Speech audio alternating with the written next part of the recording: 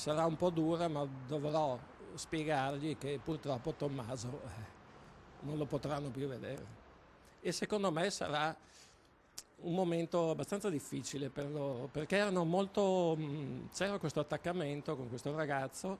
Un compito gravoso, quello che si trova ad affrontare Giuseppe Dall'Armellina, che fino alla scorsa settimana ha lavorato come volontario al fianco di Tommaso Corazza alla Caritas di Conegliano.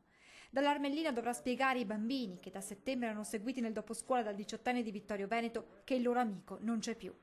Un ragazzo, devo dire, fantastico, dotato di una forte empatia. Capiva quando questi erano in difficoltà, non solo dal punto di vista scolastico, ma anche dal punto di vista proprio fisico. E lui si alzava, se li portava in cortile a giocare, poi li riportava su.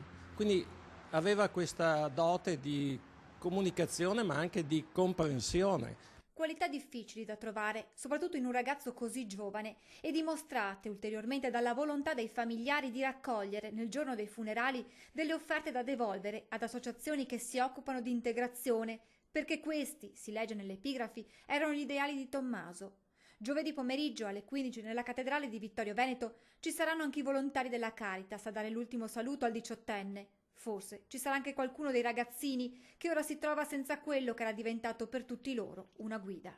Speravamo in un proseguo non solo quest'anno ma anche nei prossimi anni. Purtroppo non è così. Un pensiero va poi a quella maledetta notte, alla tragica fatalità che ha portato via per sempre Tommaso. Io ho visto questa coppia perché lavoravano con noi e la butto molto più sul romantico, insomma. Saranno andati a cena fuori, hanno detto beh andiamo sul lago, c'è la luna piena. I termini di riferimento rispetto ai nostri anni, per cui se muovevi un vaso di fiori ti arrestavano, adesso magari c'è più libertà e quindi si può anche muovere un pedalò. Non ne farei una tragedia, francamente, in questo senso. La tragedia è quello che è successo. Le ultime parole sono rivolte alla fidanzatina di Tommaso, che spesso lo aveva accompagnato alla Caritas. Lei conosce i bambini, sa dove siamo, dice Dall'Armellina.